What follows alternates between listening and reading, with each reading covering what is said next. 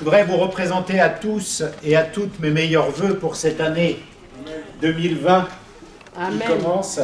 Mais je voudrais vraiment partager avec vous plus qu'un souhait. Je voudrais prophétiser sur cette année pour chacun de nous en disant que je sens que le Seigneur veut placer cette année sous la puissance de l'exercice des dons qu'on a reçus. Amen. Nous partagions cela avec Isabelle tout à l'heure. Elle avait reçu une pensée qu'elle n'a pas partagée, mais j'avais cette pensée ce matin en priant. Je crois que Dieu veut nous remplir. Amen. Je crois que Dieu veut nous remplir pour nous permettre d'exercer ce à quoi il nous appelle. Je crois que Dieu veut nous remplir pour nous permettre d'aller de par le monde et de faire des disciples. Amen. Parce que quel est l'intérêt de confesser, de professer quelque chose, de dire que nous sommes disciples de Jésus-Christ et de ne pas manifester cette plénitude et dans l'exercice de notre piété quotidienne, mais aussi dans l'exercice visible et la manifestation de ce que nous annonçons. Si nous annonçons que Christ est ressuscité, si nous annonçons qu'il est Seigneur et Sauveur, si nous annonçons que nous sommes heureux d'être sauvés et tout joyeux d'être sauvés, alors nous devons être tout joyeux et nous devons être heureux d'être sauvés.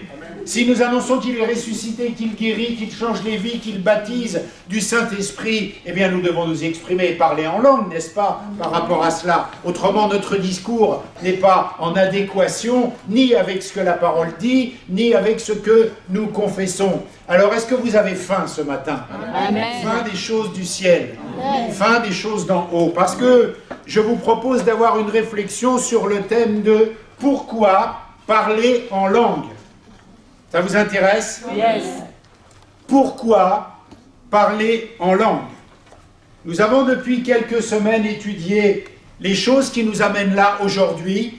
Nous avons parlé de la nouvelle naissance tout d'abord. Il fallait naître de nouveau pour pouvoir accéder aux choses d'en haut et permettre à notre esprit qui était mort aux choses de Dieu et ressuscité par la nouvelle naissance d'accéder aux choses de Dieu. Et nous avons parlé de cela plusieurs dimanches. Nous avons aussi, j'ai parlé pour ma part de ce que j'ai appelé la seconde expérience, qui se ponctue par le parler en langue, qui se manifeste par le fait de parler en langue. Et j'ai pris, je vous invite à regarder maintenant les vidéos qui sont sur YouTube à ce sujet, j'ai pris au moins 5 passages de la parole de Dieu où il est question de cette deuxième expérience qui est différente de la nouvelle naissance et qui se ponctue par le fait de parler en langue. Et ce matin, je voudrais que nous puissions voir ensemble au moins, sinon plus, 7 raisons majeures dans la parole de Dieu de parler en langue.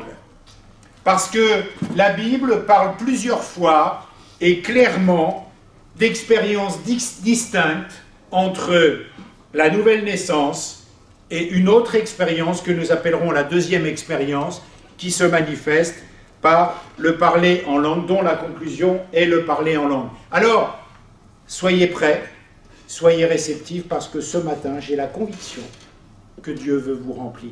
Amen. J'ai la conviction que Dieu veut vous remplir de provisions pour cette année. Nous avions pris à l'époque, quand j'ai parlé de ce thème de la nouvelle naissance et de la deuxième expérience, un verset dans la parole de Dieu qui parle un passage de la parole de Dieu qui parle des Samaritains. Vous savez, là où les apôtres viennent de Jérusalem, on a annoncé la parole de Dieu aux Samaritains et les apôtres, je crois Pierre et Jean de mémoire, se déplacent après pour dire on vient vous voir parce qu'on a appris qu'il vous avait été annoncé la parole de Dieu, mais on vient vous voir parce qu'en gros il vous manque quelque chose. Ils prient pour eux et ils sont baptisés, on va dire du Saint-Esprit. Ils parlent en langue. Amen. Certains se sont servis de ça pour dire mais non, parce que par exemple Simon le magicien, il veut la chose qu'ils ont, mais il n'est pas dit qu'il s'agit du parler en langue. Alors pour bien asseoir cette chose-là, je voudrais d'abord partager avec vous quelque chose qui va nous faire comprendre qu'on ergote un peu trop quelquefois avec la parole de Dieu pour ne pas bénéficier de ce que Dieu veut que nous ayons.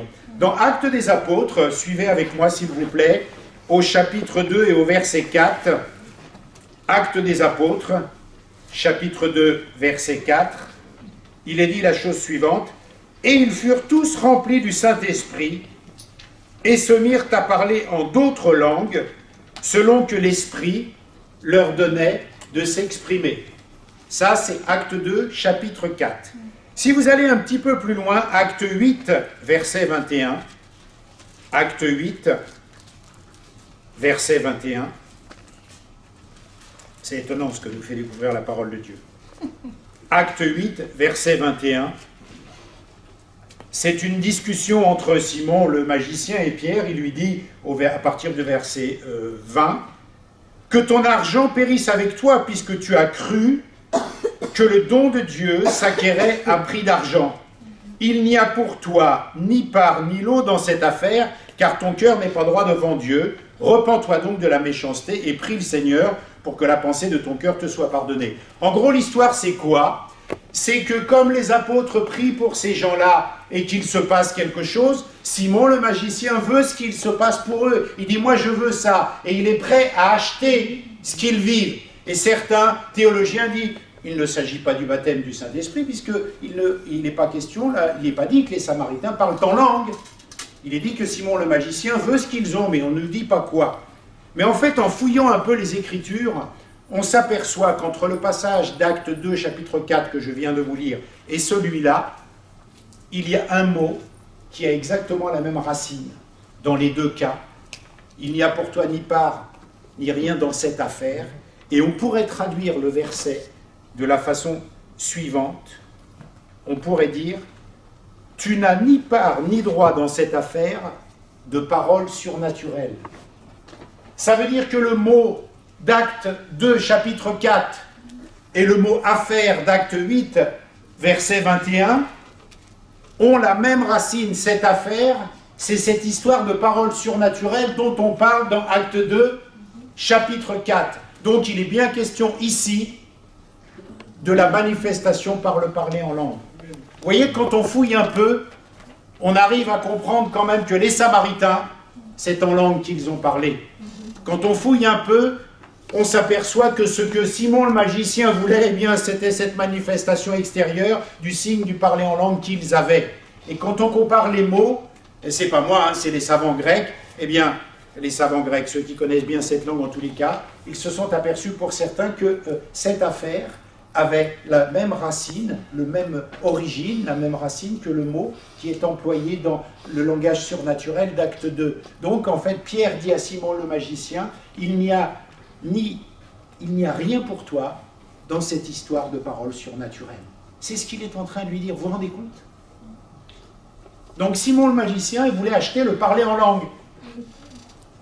Combien ça coûte pour parler en langue? C'est ce qu'il était en train de dire.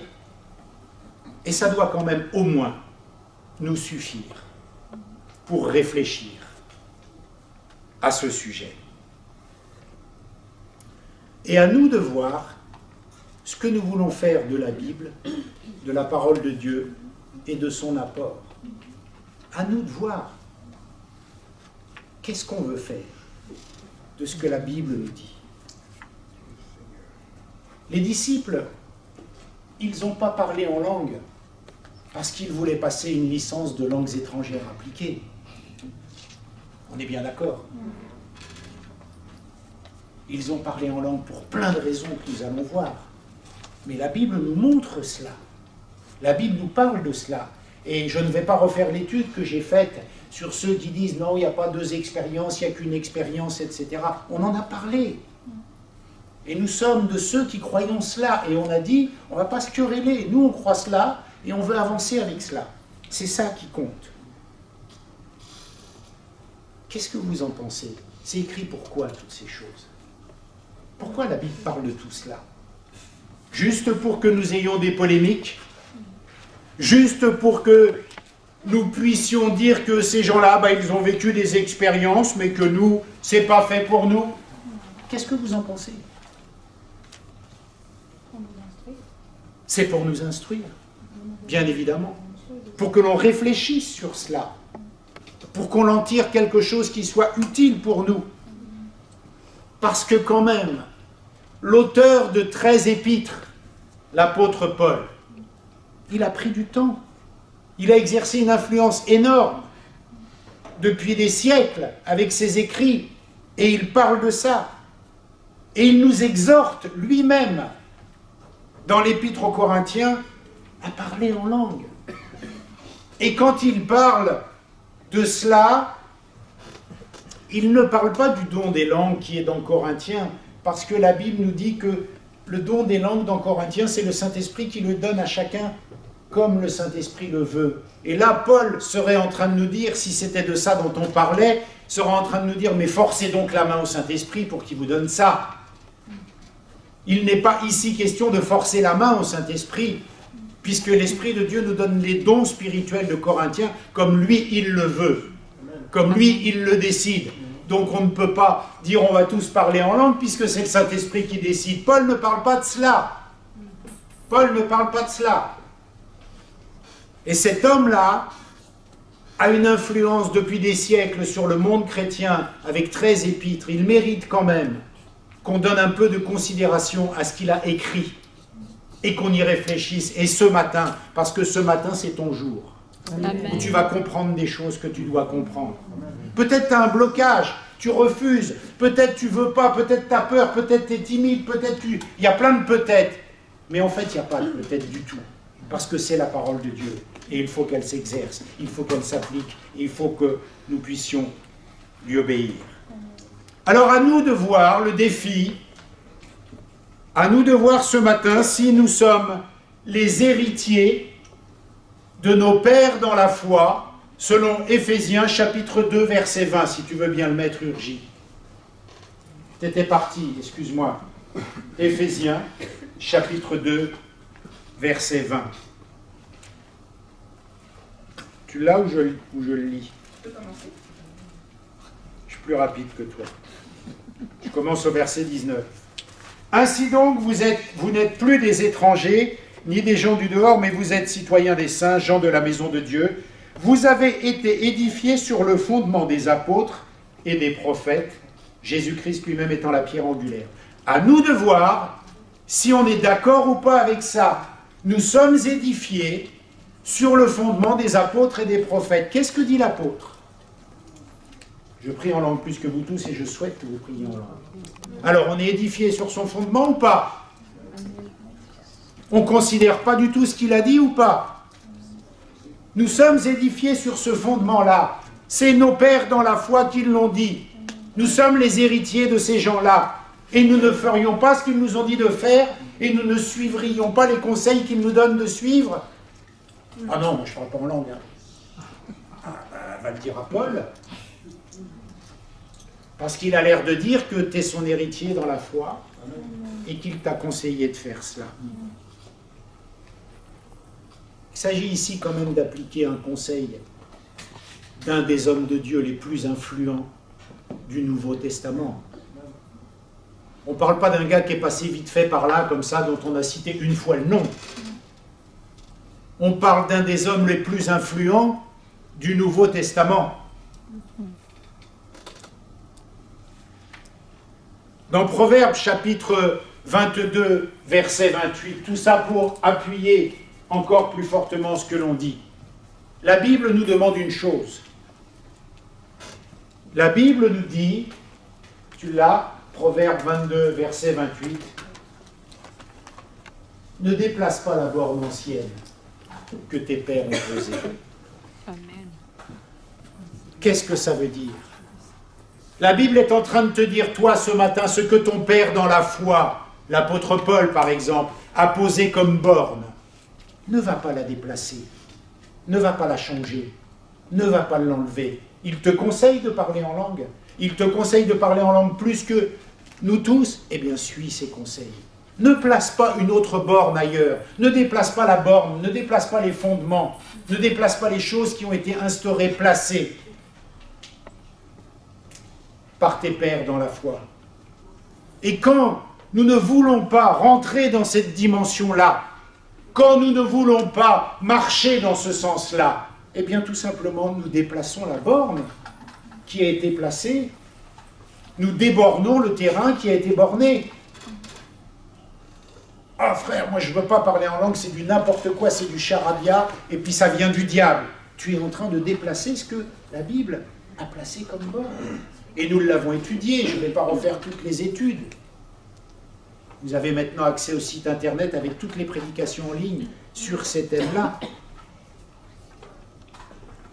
À nous de voir ce matin si on veut tenir compte de tous les avantages que Paul va nous lister dans le fait de parler en langue. C'est ce que, si vous voulez bien rester connecté un peu, ça va, vous êtes toujours là? Amen. Ouais. C'est ce que nous allons voir. Tous les avantages, je vous ai dit au moins 7. Parce que ce même auteur, il ne nous dit pas que de parler en langue. Il nous liste une plénitude de bénéfices que l'on va tirer d'appliquer ces conseils. C'est-à-dire, il ne te dit pas juste « parle en langue, point final ». Il te dit « parle en langue parce que, et parce que ». Et moi, je vais t'en donner au moins 7 ce matin. Et parce que, des pourquoi, des comment. L'apôtre Paul nous dit dans la première épître aux Corinthiens, chapitre 14, verset 2,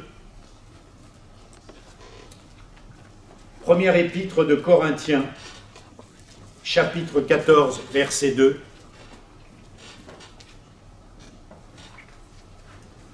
en effet, celui qui parle en langue ne parle pas aux hommes, mais à Dieu, car personne ne le comprend, et c'est en esprit qu'il dit des mystères. Amen. Déjà, est-ce que ça t'intéresse de savoir que tu parles à Dieu? Merci Virginie. Est-ce que ça t'intéresse de savoir que quand tu parles en langue, tu parles à Dieu, t'en es sûr, c'est la Bible qui le dit. Amen. Que Dieu t'entend, il t'écoute et que tu lui parles. Amen. Ouais. À moins que tu ne crois pas à la parole de Dieu. Parce que la parole de Dieu déclare que quand tu parles en langue, c'est à Dieu que tu parles. C'est une certitude, c'est écrit, c'est la parole de Dieu qui le dit. Amen. Et l'apôtre Paul le confirme. Quels sont les avantages de ce moyen surnaturel de s'adresser à Dieu? Il y en a plusieurs. Tu partages des secrets avec Dieu. Amen. Et Satan ne comprend pas. Amen. Ne t'entend pas. Amen. Imagine, tu peux faire une prière un jour en bon français, si c'est ta langue maternelle. Seigneur, je voudrais trouver mon mari, que ce soit un grand blond aux yeux bleus. Sauf qu'il y a plein de démons autour de toi, là, ils ont entendu ta prière, et ils te mettent plein de blonds aux yeux bleus. Comment choisir? Que si tu pries en langue, et que tu t'adresses directement à Dieu, et que l'Esprit qui sait ce dont tu as besoin parle pour toi à Dieu, le grand blond aux yeux bleus, tu sauras que c'est celui-là parce que le diable n'aura pas entendu. Amen. Satan ne comprend pas ces prières-là. Est-ce que c'est nécessaire de s'adresser à Dieu de cette façon-là? Ben oui, puisque la parole de Dieu le dit. C'est donc forcément nécessaire. Autrement, la parole ne nous engagerait pas à le faire. Et la parole l'a prévu pour nous. Et si la parole l'a prévu pour nous, il n'y a pas débat. Il n'y a pas photo, il n'y a pas discussion. Tu auras ton grand blond aux yeux bleus. Non, mais vous voyez ce que je veux dire? Est-ce que c'est nécessaire? Ben bien sûr, puisque la parole de Dieu le prévoit.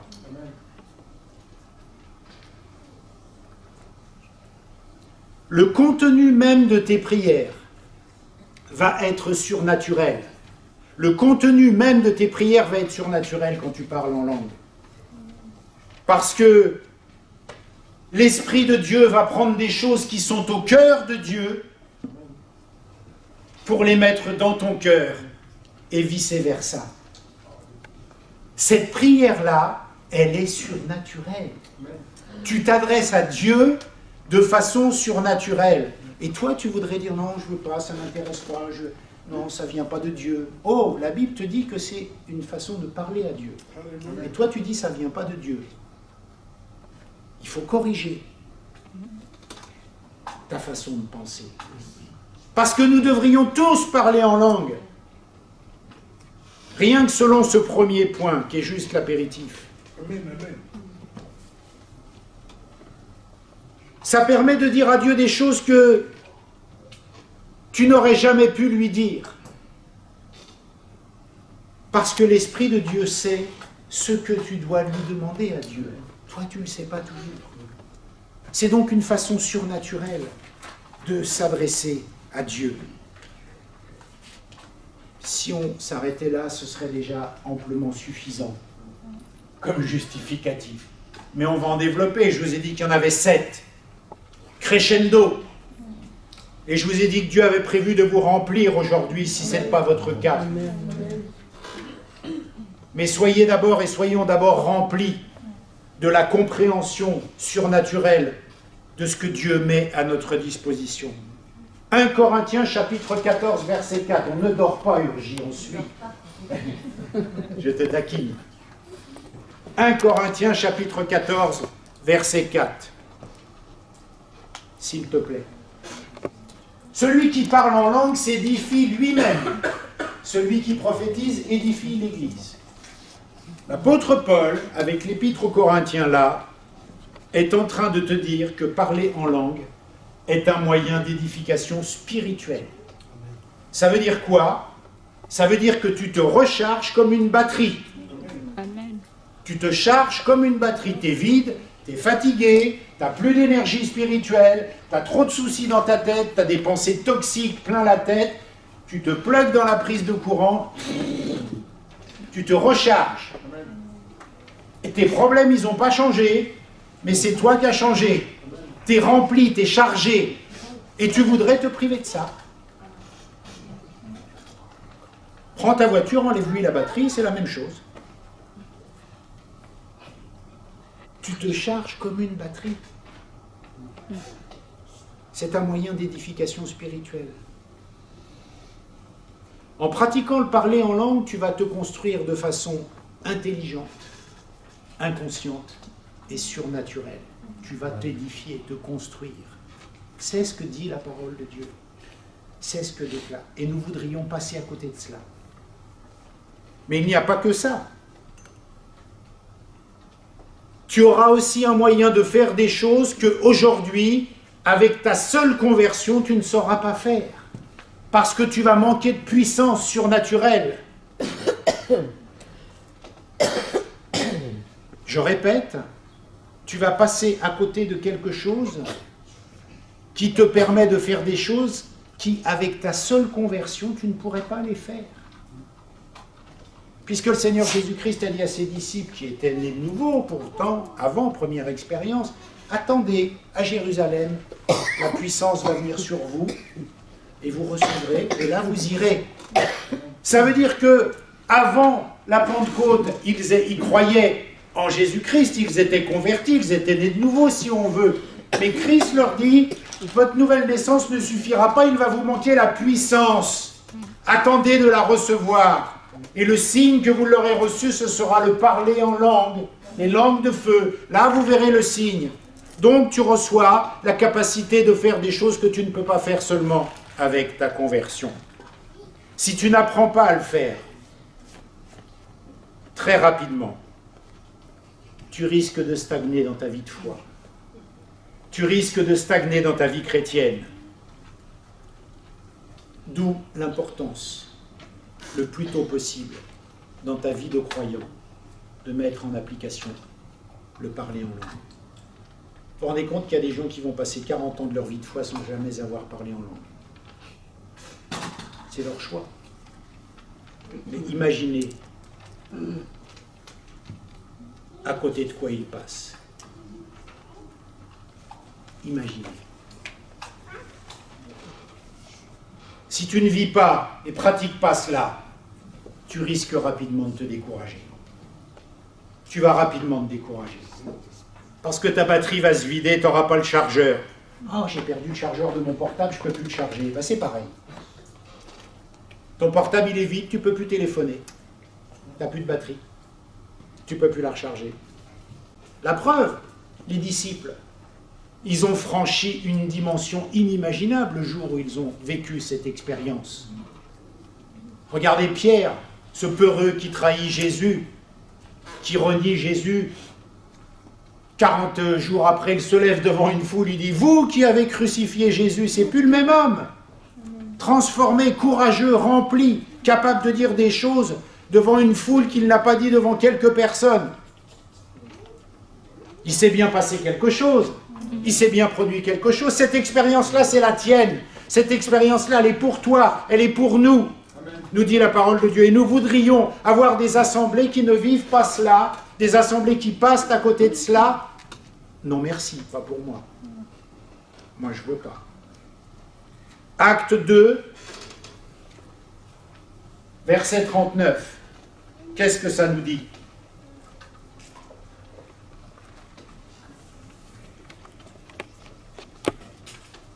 Car la promesse est pour vous, pour vos enfants et pour tous ceux qui sont au loin, en aussi grand nombre que le Seigneur notre Dieu les appellera. Cette promesse-là qu'ils ont vécue ce jour-là, elle est pour vous. C'est une promesse, c'est un don. Elle est pour vous, pour vos enfants, pour votre famille, pour tous ceux que le Seigneur va appeler. Cette promesse, elle est pour nous, Église Espoir et Vie. Amen. Cette promesse, elle est pour nous.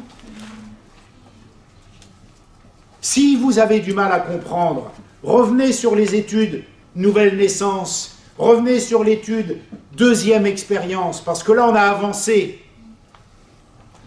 Cette promesse, elle est pour nous. Le troisième point, la Bible nous dit que c'est un moyen de prier en accord avec la parfaite volonté de Dieu quand on ne sait pas quoi dire. Romains chapitre 8, versets 26 et 27, s'il te plaît. Romains chapitre 8.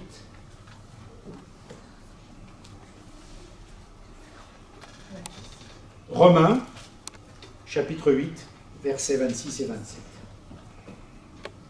De même aussi l'Esprit nous aide dans notre faiblesse, car nous ne savons pas ce qu'il nous convient de demander dans nos prières, mais l'Esprit lui-même intercède par des soupirs inexprimables. On verra tout à l'heure le sens du mot faiblesse.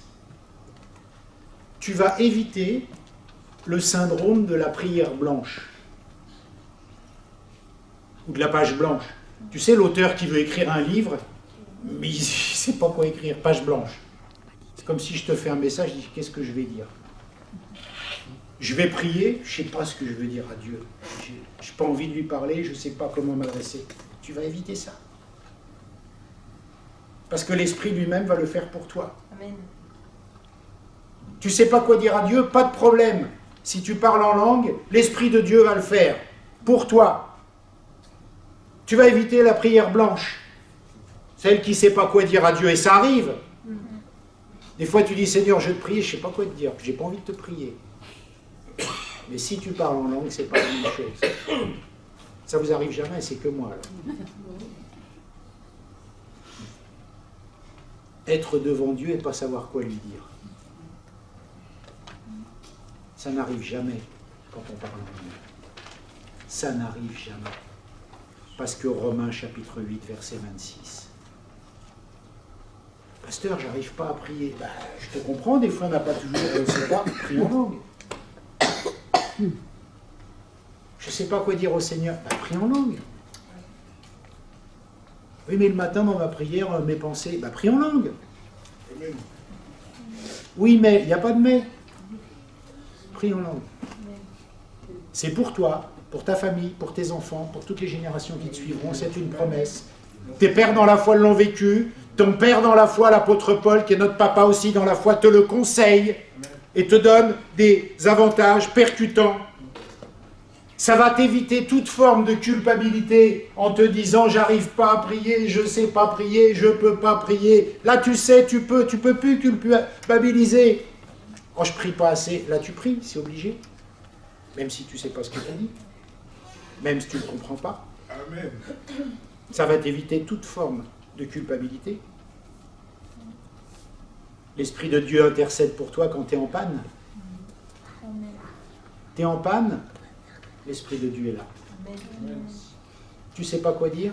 Le Saint-Esprit est là. Le mot faiblesse, on a vu, on a tendance à croire que c'est voilà, merci. Nous êtes dans notre faiblesse, on croit que c'est nos maladies, que c'est nos... Non, c'est pas ça. Le sens du mot faiblesse, c'est dans le sens de savoir quoi dire à Dieu. Parce que nous savons tous comment prier. La Bible nous l'a enseigné au nom de Jésus. Ça, on le sait. Tu pries au nom de Jésus. Mais tu ne sais pas toujours pourquoi prier, quel est le sujet. C'est ça ta faiblesse. C'est dans cette faiblesse-là que l'Esprit de Dieu nous aide. Et est-ce que tu peux mettre, s'il te plaît, Urgie, Éphésiens chapitre 6, verset 12. Vous allez voir une mine d'or là. Éphésiens chapitre 6, verset 12. Car nous n'avons pas à lutter contre la chair et le sang, mais contre les dominations, contre les autorités, contre les princes de ce monde de ténèbres, contre les esprits méchants dans les lieux célestes. Ça dit quoi?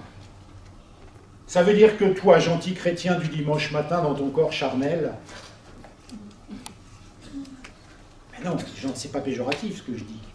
Tu n'as aucune connaissance, là, comme ça, tout de suite, de l'activité démoniaque et spirituelle qu'il peut y avoir autour de toi, ni même des stratagèmes diaboliques que les puissances, les dominations, les autorités fomentent contre tout ça. Tu ne le sais pas comme ça, naturellement, humainement. Tu ne vois pas des démons, tu ne vois pas... Pourtant, la Bible te dit qu'il y a une guerre spirituelle tout autour de toi. On est d'accord? Les stratégies diaboliques, démoniaques, ça nous dépasse. Sauf que l'Esprit de Dieu, lui, ça ne le dépasse pas. Et quand tu pries en langue, tu interviens contre ces stratégies qui, humainement, tu ne pourrais pas les gérer. Toi, tu ne saurais pas quoi dire dans ta faiblesse. Qu'est-ce que je vais combattre? Tu vois des démons, tu vois des autorités, tu vois des puissances. Moi, je vois un mur blanc, un plafond, des spots, voilà. Il n'y a rien, il n'y a pas d'activité. La Bible te dit si, il y en a une, mais tu ne la vois pas. Et pour la voir, et pour la combattre, il faut que tu aies la stratégie. Mais qui connaît cette stratégie? C'est l'Esprit de Dieu qui t'a rempli, qui te permet de parler en langue, parce que lui, il intercède pour toi dans ta faiblesse. Quand tu ne sais pas quoi dire pour gagner cette guerre, lui, il va te permettre de le faire. Et de lever les pièges et les stratégies démoniaques sur nos vies, sur nos églises, sur nos projets, sur tout. La maladie. L'Esprit de Dieu va le faire à ta place. Et tu voudrais te passer de prier en langue. Waouh, quel gâchis.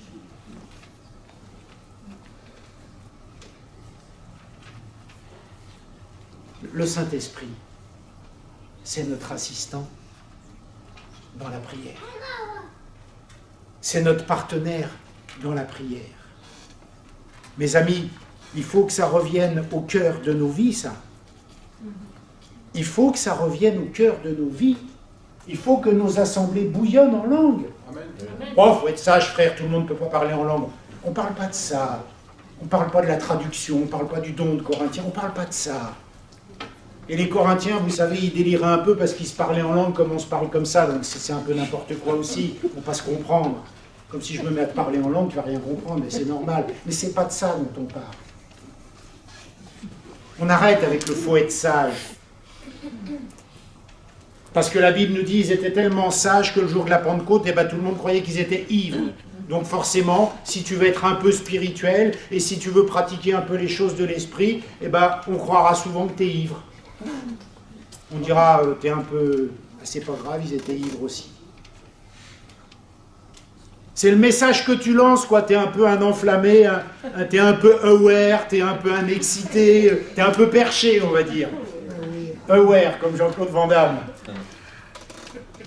Mais eux, on disait qu'ils étaient ivres. C'est pas mieux, hein. Vous avez vu, moi, je voudrais bien qu'on dise que je sois ivre et vive ce qu'ils ont vécu, quoi. Moi, j'en veux bien, hein, de cette ivresse-là. J'achète, hein. Sans problème. Comme Simon. Je veux dire qu'il n'y a ni part ni pour moi dans cette affaire. Quatrième point. C'est un moyen d'exercer ta foi. Pourquoi? Parce que tu ne filtres rien par ta compréhension, mais tu acceptes l'inconnu comme dans la foi. Quand tu parles en langue, tu fais un exercice de foi. Pourquoi? Parce que tu acceptes de ne pas comprendre ce que tu dis. C'est déjà ça la foi. Tu acceptes de croire que l'Esprit de Dieu intercède à ta place. C'est la foi, tu fais confiance. Tu vas permettre à ta bouche de dire ce que tu ne saurais pas dire autrement. C'est déjà exercer sa foi, ça. C'est une forme de foi que de dire, je vais m'exprimer dans une langue que je ne connais pas, je vais dire n'importe quoi, tant pis, j'y crois. C'est la foi. Tu grandis dans la foi, là. Tu exerces ta foi. Et tu fais confiance au Saint-Esprit pour le faire. Tu grandis dans la foi quand tu fais ça. Tu travailles ta foi au quotidien. Plus tu parles en langue, plus tu t'édifies dans la foi, parce que plus tu fais confiance, tu sais que tu ne dis pas n'importe quoi, tu comprends rien, mais tu acceptes de rien comprendre et tu acceptes de le faire quand même. C'est comme quand tu as la foi en Dieu. Comment Dieu va s'y prendre pour faire ça? Eh bien, tu comprends rien, mais tu acceptes de croire qu'il va le faire. C'est ça la foi. Et là, au quotidien, dans ta prière, tu lui laisses libre recours de parler pour toi. Frère, j'ai pas la foi. Ben, parle en langue, tu vas voir, ta foi va grandir. Parce que tu vas accepter de ne pas comprendre ce que tu dis, c'est déjà une grosse forme de foi. Tu fais confiance à Dieu dans quelque chose que tu ne maîtrises pas du tout. Ah ouais, mais c'est bizarre, on dit n'importe quoi, c'est des mots et tout. Exerce ta foi. Fais confiance. Ça vient de Dieu. Tes pères te le disent. Ça vient de Dieu. Vas-y, lâche-toi. Oui, mais je vais... Bah, tu me paraîtras ivre. C'est pas grave. On va se moquer de moi, on va dire que je suis un peu... Eh ben oui. T'es un excité. Il y a un excité qui guérit les malades au nom de Jésus. Amen. Un excité qui prophétise. Un excité qui délivre les captifs. Waouh! J'achète. Comme Simon. C'est un bon entraînement pour exercer sa foi. C'est un bon entraînement pour exercer sa foi. Est-ce que ça vous parle? Amen. Est-ce que vous avez envie? Amen. Alors pourquoi vous ne parlez pas tous en langue?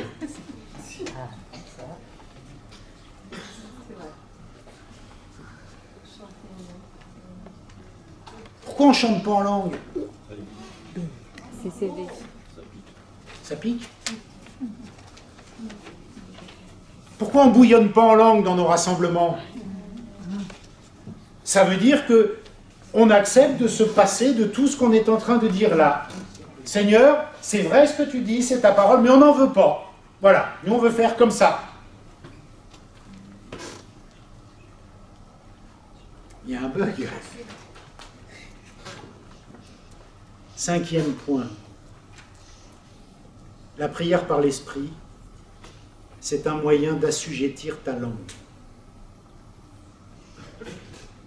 Je vais vous lire Jacques, chapitre 3, versets 8 à 9. La langue, en revanche, aucun homme ne peut la dompter. C'est un mal qu'on ne peut pas maîtriser. Elle est pleine d'un venin mortel. Par elle, nous bénissons Dieu, notre Père, et par elle, nous maudissons les hommes faits à l'image de Dieu. Ta langue. Waouh, c'est chaud la langue. C'est un moyen de dompter sa langue. Et c'est une des choses les plus dures à faire pour l'homme, selon Jacques. C'est quasiment impossible. Ce petit organe, on ne peut pas le dompter. Jacques nous dit que c'est l'instrument le plus dur à dompter. Mais quand tu livres ta langue au Saint-Esprit, tu as gagné. C'est une reddition complète de ta langue. Au lieu de dire du mal, tu parles en langue. Tu as gagné, tu as dompté ta langue. Tu as assujetti ta langue aux paroles de Dieu. Tu as assujetti ta langue, tu as dompté tout ton organisme. Parce que tu as assujetti ta langue, en fait, tu as dit à ta langue, tais-toi et parle en langue. Tu as gagné. C'est la reddition totale. Et j'avais un pasteur qui disait la chose suivante. Il disait, prie 1 heure en langue et je te mets au défi derrière de dire du mal de quelqu'un. Ben, j'ai essayé. J'ai pas pu dire du mal. Alors que si je ne fais pas en langue, je ne vous dis pas. Non, c'est pas vrai. C'est un moyen d'assujettir ta langue. Et quand tu domptes ce petit organe, tu as tout gagné. Quand tu permets à ta bouche de s'exprimer et d'exprimer les grandeurs de Dieu, tu as tout gagné. Et Jacques dit que c'est une des choses les plus difficiles qui puisse être pour l'homme, ou la femme. Il faut que ça soit pareil pour tout le monde. Avant-dernier point. La prière en langue, c'est un moyen de garder conscience du Saint-Esprit. Pourquoi? Parce que quand tu parles en langue, quotidiennement et régulièrement, tu gardes conscience de qui est le Saint-Esprit, de ce qu'il fait, de qui il est, de ce qu'il te dit. Tu gardes cette conscience-là intacte en toi. Parce que si tu ne pries pas en langue, l'Esprit de Dieu, le Saint-Esprit, va devenir un Dieu méconnu pour toi. Tu auras juste une religion, mais sans une collaboration avec la personne du Saint-Esprit. Si tu pries en langue, si tu parles en langue, tu gardes ta conscience active, éveillée. C'est un moyen de garder conscience de la présence du Saint-Esprit. Et pourquoi on doit garder conscience de la présence du Saint-Esprit? Parce que Jésus lui-même a dit, mais attention, c'est un avantage pour vous qu'il soit là, parce que moi je vais partir. C'est avec lui que vous allez avoir affaire. Les deals, maintenant, c'est avec lui. Donc, si tu ne gardes pas conscience au quotidien que celui avec qui tu as affaire, c'est l'Esprit de Dieu, tu as tout perdu. Pour ne pas dire que tu n'as rien compris. Voyez l'importance? Si tu parles en langue, tu as toujours en tête une pleine conscience du Saint-Esprit. Si tu parles en langue, tu sais forcément que l'Esprit de Dieu est là. Tu sais forcément qui il est. Tu sais forcément à qui tu parles. Tu sais forcément à quoi t'attendre. Tu sais forcément que tu as conscience qu'il est une personne qui collabore avec toi. Et ça, c'est capital. Si tu parles en langue, tu vas savoir communiquer avec le Saint-Esprit. Tellement de croyants aujourd'hui ont des difficultés parce que pas habitués à avoir une relation avec l'Esprit de Dieu. Ah, on sait, oui, le Saint-Esprit peut nous inspirer de temps en temps, il peut... On ne parle pas de ça. On parle d'une collaboration. On parle de travailler avec. On parle d'entendre sa voix. On parle d'exercer la puissance qu'il nous donne. Et pourquoi on doit faire cela? Parce que Jésus a dit, c'est avec lui que vous allez avoir affaire maintenant, mes disciples. C'est avec lui. Et je vous rappelle que dans les études qu'on a vues, il parlait à des convertis. C'est-à-dire que l'Esprit de Dieu, il n'est pas pour les gens du monde parce qu'ils n'en veulent pas. Les gens du monde, pour eux, c'est Jésus-Christ mort à la croix de Golgotha pour le pardon de leurs péchés. Ça, c'est le message pour les gens du monde. Mais pour les croyants, c'est le consolateur qui vous guidera dans toute la vérité, qui vous instruira, qui vous rappellera mes commandements. Mais il ne peut pas rappeler les commandements à quelqu'un qui n'est pas converti. Il ne peut pas rappeler les commandements à quelqu'un qui ne connaît pas le Saint-Esprit, qui n'en veut pas. Donc le Saint-Esprit, il est appelé à collaborer avec les croyants, pas avec les inconvertis. Vous saisissez la nuance? Donc c'est pour nous. Et c'est une expérience distincte de la nouvelle naissance. Et tu dois absolument savoir le faire parce que Jésus l'a dit. Alors si on ne fait pas ce que dit Jésus, plus tu parles avec l'Esprit de Dieu, plus il te devient familier. Dis-moi qui tu fréquentes, je te dirai qui tu es. Si tu passes du temps avec le Saint-Esprit, ça va se voir. Si tu passes du temps avec les vilains, ça va se voir. On est toujours un petit peu infecté ou taché des personnes qu'on fréquente. Tu fréquentes des mauvaises personnes, tu deviens un bad boy. Tu fréquentes l'Esprit de Dieu, ça se voit. Ça se sent, ça s'entend. On le sait. Est-ce que nous fréquentons le Saint-Esprit? Est-ce que nous le fréquentons? Est-ce que nous collaborons? Et ça ne peut se faire qu'en priant en langue. Parce que l'apôtre nous laisse des consignes, des comment il faut faire ces choses et des pourquoi il faut les faire. Le dernier point, le 7e, que j'aimerais voir ce matin avec vous, la référence se trouve dans 1 Corinthiens chapitre 12, versets 1 à 11, mais on ne va peut-être pas tout lire, quoique, c'est tellement important, si tu peux le mettre. Première épître aux Corinthiens chapitre 12, versets 1 à 11. Pour ce qui concerne les dons spirituels, je ne veux pas, frères, que vous soyez dans l'ignorance. Vous savez que, lorsque vous étiez païens, vous vous laissiez entraîner vers les idoles muettes selon que vous étiez conduits. C'est pourquoi je vous déclare que nul, s'il parle par l'Esprit de Dieu, ne dit Jésus est anathème, et que nul ne peut dire Jésus est le Seigneur, si ce n'est par le Saint-Esprit. Il y a diversité des dons, mais le même Esprit, diversité de ministères, mais le même Seigneur, diversité d'opérations, mais le même Dieu qui opère tout en tous. Or, à chacun la manifestation de l'Esprit est donnée pour l'utilité commune. Vous voyez que là, on ne peut pas attribuer le baptême du Saint-Esprit ici, parce que c'est le Saint-Esprit qui donne le don à chacun. Vous allez voir le parallèle que je veux faire. Mais là, Paul ne nous dirait pas de parler en langue, sachant que c'est le Saint-Esprit qui donne à chacun comme il veut. En effet, à l'un est donné par l'Esprit une parole de sagesse, à un autre une parole de connaissance, selon le même esprit, un autre la foi, par le même esprit, à un autre le don des guérisons, par le même esprit, un autre le don d'opérer des miracles, à un autre la prophétie, à un autre le discernement des esprits, à un autre la diversité des langues, à un autre l'interprétation des langues. Un seul et même esprit opère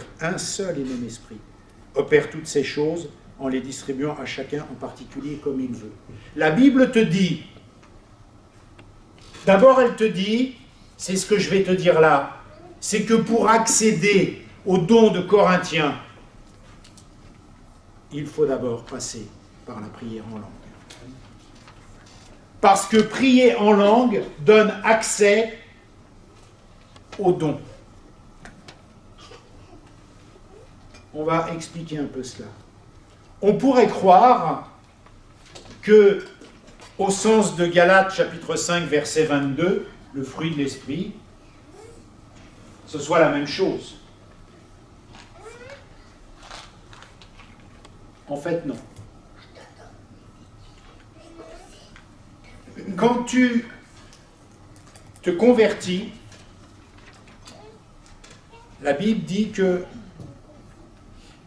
Dieu est le cep et nous sommes les sarments, et que le fruit de l'esprit va naturellement vivre de nous. Tu vas être bon, tu vas être gentil, tu vas être loyal, tu vas être patient, tu vas manifester ces qualités spirituelles. Galates, chapitre 5, verset 22. Mais ça, ce n'est pas la puissance dont on parle dans Acte 2. Parce qu'il peut y avoir des gens qui manifestent pleinement, Galates, chapitre 5, verset 22, le fruit, mais qui n'ont aucune puissance spirituelle. Il y a des croyants, des chrétiens qui sont super gentils, qui sont doux, qui sont patients, qui sont aimables, qui sont incapables de chasser des démons, qui sont incapables d'opérer des miracles, qui sont incapables, parce que ce n'est pas la même chose. On ne parle pas de la même chose. De la même manière, il y a des gens qui sont capables d'exercer la pleine puissance dont parle l'apôtre Paul, mais qui n'ont aucune qualité qui émane du fruit de Galates chapitre 5, verset 22. Et souvenez-vous, le pasteur de Madagascar qui était venu nous en parler, eh bien, nous avait parlé un peu, avait commencé à parler de cela en disant que, eh bien, des gens s'approchaient de Jésus en disant « Seigneur, Seigneur, nous t'avons... » Mais le Seigneur dit « Je ne vous connais pas. » Mais pourtant, on a exercé toute ta puissance. « Ah oui, mais je ne vous connais pas. » Voyez la différence? Et pour accéder aux autres dons de l'Esprit qui sont listés dans Corinthiens, il faut passer par le baptême du Saint-Esprit et prier en langue. Parce que ça nous ouvre la porte. à autre chose. Ça nous ouvre la lecture. Galates parle du fruit. Là, ce matin, nous parlons de la puissance. C'est autre chose. C'est pas la même chose. Et c'est comme cela que des gens s'approchent de Jésus, et Jésus dit, je ne vous connais pas. Mais oui, mais on a fait des miracles pourtant. Ben oui, mais je ne vous connais pas. Parce qu'ils ont exercé la puissance, oui. Mais il leur manquait le fruit. D'autres vont exercer le fruit, mais n'exerceront jamais la puissance. Parce qu'ils passent à côté de la promesse. Parce qu'ils ne veulent pas prier en langue. Parce qu'ils n'ont pas les bénéfices de cela. Alors, la question, qu'est-ce qu'on veut faire? J'ai la conviction que Dieu veut cette année placer en nous des dons. Des dons. Au moins un. Là, on parle de Corinthiens 12. Au moins un. On dit au moins, tu peux en avoir plus d'un. Mais pour avoir accès à Corinthiens 12, il va falloir passer par cette expérience-là, la deuxième expérience, qu'on va appeler le baptême du Saint-Esprit, qui se manifeste par prier en langue. Et ça va t'ouvrir la porte à exercer la suite. J'ai dit une bêtise? Non, je pose une question. Le baptême du Saint-Esprit, c'est que le parler en langue? Il y a d'autres... Alors, ça c'était pour la première étude qu'on avait faite. Il y a d'abord la conversion. La conversion, c'est la nouvelle naissance. Ça, c'est réglé, on n'en parle plus. Il y a une deuxième expérience qui se manifeste, on l'a vu dans l'étude aussi, par le fait de parler en langue. Voilà. Donc tu peux être né de nouveau et ne pas parler en langue. Et tu peux être né de nouveau et parler en langue. Voilà. Parler en langue, c'est donc cette deuxième expérience.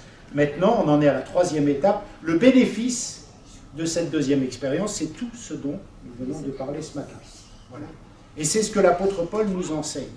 Donc il faut absolument avoir faim de cette deuxième expérience dont le signe est le parler en langue, le baptême du Saint-Esprit si tu veux. Voilà, il n'y a pas de souci. Mais ce mot est un peu... on peut le compliquer, donc je préfère moi parler de première expérience et de deuxième expérience. Nouvelle naissance et deuxième expérience. Mais de toute façon, la deuxième expérience est ponctuée par le fait de parler en langue. Et parler en langue nous ouvre les portes à tout ce que nous venons de voir ce matin. Je vous ai dit, je vous ai posé cette question, est-ce que vous avez faim de ces choses-là? Parce que quand je fais les courses avec mon épouse, on s'est aperçu de quelque chose par rapport au fait d'avoir faim. Si tu fais les courses dans la grande surface, le ventre vide, tu vas acheter tout le magasin. Tout le magasin.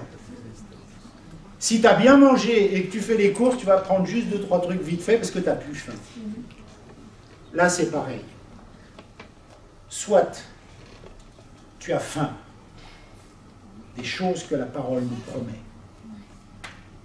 C'est presque des ordres, enfin, c'est pas des ordres, on ne peut pas le dire comme ça, mais c'est des conseils fortement appuyés. Soit tu as faim de ces choses-là, et tu profites de cette bénédiction de ce matin pour réviser ton jugement sur la prière en langue, sur le fait de prier en langue, tu as faim, et là tu vas acheter tout le magasin, tout ce qui est promis, le pack il est pour toi. Soit tu te dis, non ça va, moi j'ai bien mangé, un petit paquet de pâtes, un petit paquet de biscottes, ça ira dans mon caddie. Ils sont là les défis. Il faut être capable, parce que nous sommes nés de nouveau, de vivre le fruit de l'esprit de Galates, bien évidemment, parce que ça c'est le signe que le fruit, la sève coule en nous et qu'elle fait ces fruits-là. Mais la puissance de la Pentecôte, le revêtement de puissance de la Pentecôte, c'est pas Galates, c'est la puissance. Ça n'a rien à voir. Et les disciples, ils avaient déjà le fait d'être nés de nouveau avant de recevoir la Pentecôte. On l'a vu, je ne vais pas refaire le message qui dure 1 heure. Il y en avait d'autres. Ce matin, la vraie question, peut-être que toi, tu as juste fait ta nouvelle naissance. Ce qui est formidable, et gloire à Dieu. Et tu ne seras pas perdu si tu ne veux pas vivre la deuxième expérience, on est bien d'accord. Et ça ne fait pas de toi un chrétien au rabais si tu ne veux pas vivre la deuxième expérience, on est bien d'accord. Mais ça fait de toi quelqu'un qui va se passer, qui va passer à côté de choses qui sont tellement capitales pour vivre la pleine puissance de Dieu, au sens de la promesse. Et ce matin, on doit réviser notre jugement. On doit s'aligner sur la parole de Dieu. Peu importe ce que je pense.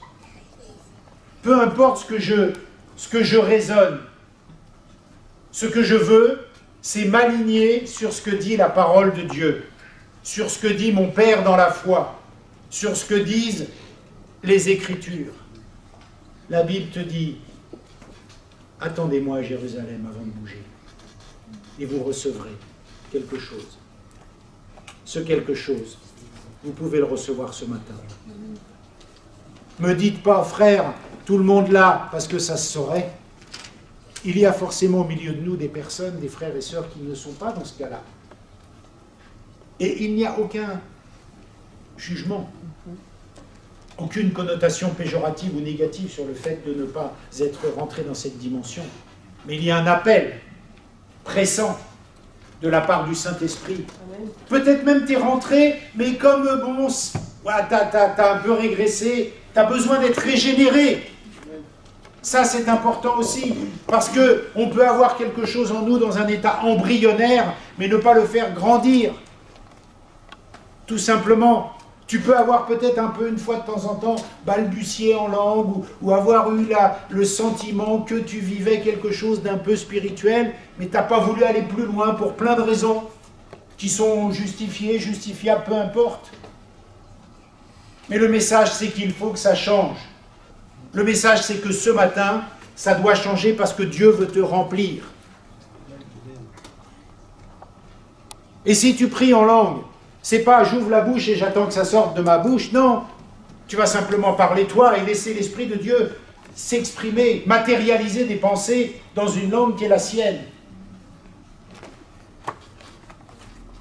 Et on va prendre du temps dans la prière ce matin, parce que ça va faire avancer ta vie spirituelle, mais la vie collective de l'Assemblée, la croissance. Vous imaginez à la Pentecôte, 3000 âmes, 5000 âmes, ils étaient juste 120 dans une chambre, puis d'un seul coup, ça change tout.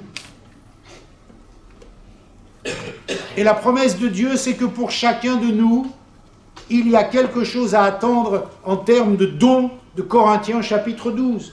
Quand tu vas rentrer dans cette dimension-là, tu auras au moins, ça veut dire sinon, peut-être 2, 3, des dons qui sont promis dans Corinthiens. Mais là, on parle d'autre chose. Mais c'est comme si tu devais, ce matin, passer un palier. Je crois que c'est ça, passer un palier. Alors on va réfléchir un peu. C'est une nouvelle année. Avec des projets. 2019 est passé, 2020, on a des souhaits, on a des désirs. Qu'est-ce qu'on veut? Est-ce qu'on veut rentrer et s'aligner sur la parole de Dieu? Ne me dites pas oui, parce que tous les dimanches, tout le monde devrait prier en langue, si c'était le cas. Ne me dites pas non, parce que vous priveriez de quelque chose que la parole promet comme étant génial. Qu'est-ce qu'on fait des messages qu'on entend? Qu'est-ce qu'on en fait? On dit super, top, allez hop, on rentre chez nous, on écoute les annonces et on part.